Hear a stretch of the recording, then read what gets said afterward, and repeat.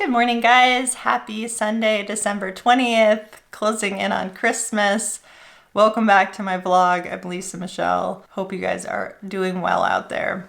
This morning, I wanted to touch on a topic that I've been thinking about for a while, and that is why I stopped wearing makeup. Watch my old videos, you'll see that I appear in a full face of makeup. I used to do the whole thing. Don't do it anymore.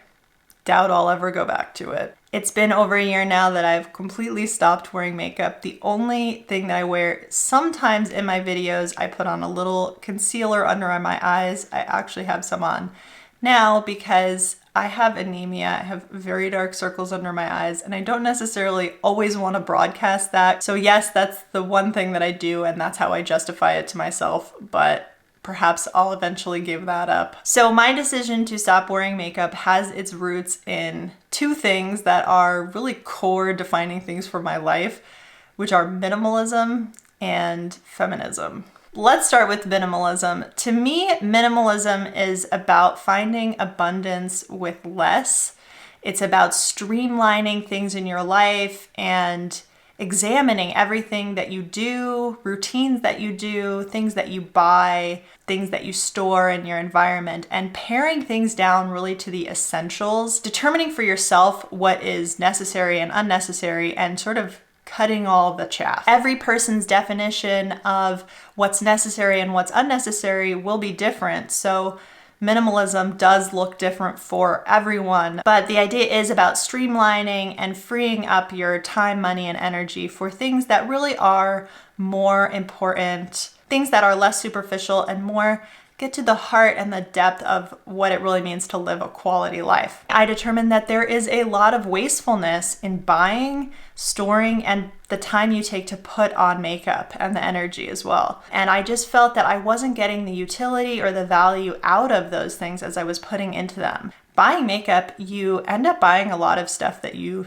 never really get into using, and then you have to store it. It gets old. You have to think about when to throw it out. Putting on makeup takes time and energy at the beginning of the day that you could be spending on something else. So I felt all that was really wasteful, and from a minimalist perspective, I just really love the idea of streamlining and paring down things to the essentials. From a feminist perspective, I really believe that women's naked faces should be more normalized. It's so rare to see them in media or even in a professional environment.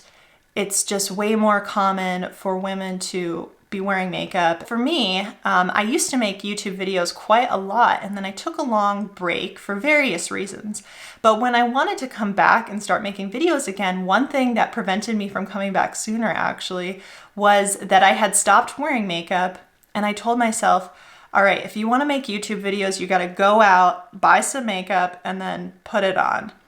And both of those things, for all the reasons I just talked about, I didn't want to do. But I felt that if I was going to be on YouTube, I had to kind of conform to a standard. I put a lot of pressure on myself. I think the pressure was coming from me, but it was based on this idea that YouTube is this environment where people do project a certain image. Like it was going to be kind of hard to go against that trend. But like I say, I really think that women's naked faces should be normalized. I wanted to be the change that I wanted to see. I'm not going to, wait for that to become the norm for women to appear with no makeup. I want to be part of that. Of course, I'm sure there are other women who make videos without makeup, but I wanted to be just another one of them. There is a level of self-confidence that you have to reach to say to yourself, I am good enough just as I am.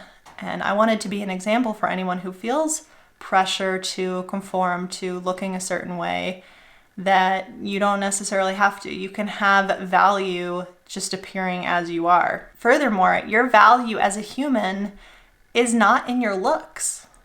It's in your spirit. It's in the things you have to say. It's in your ideas. It's in the way that you connect with other people. Your appearance is part of you, but it does not determine your worth. As women, we are encouraged to judge ourselves, to be hard on ourselves, to be harsh on ourselves. We're told that we are not good enough as we are.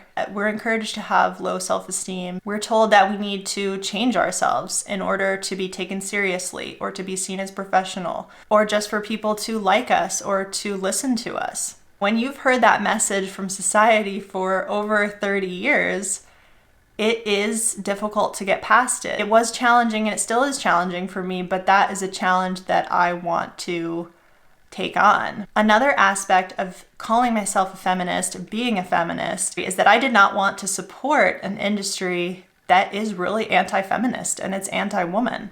There's a huge double standard between men and women. Women go to a job interview, if they're not wearing makeup, they'll be seen as unprofessional, they'll be seen as not taking it seriously.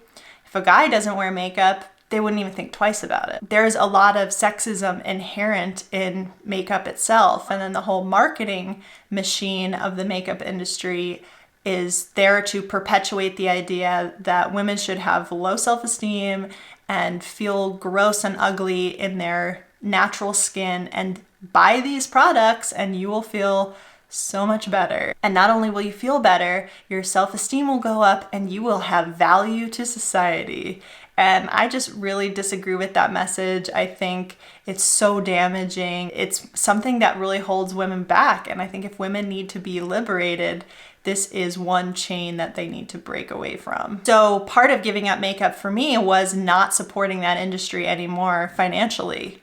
I was spending money on makeup, and the executives and top leadership of most makeup company are male. They're men. These companies are not run by women, but women are funneling their money into the system, which is keeping them down. So yeah, that pretty much sums up my thoughts on why I stopped wearing makeup. Hope you found that interesting.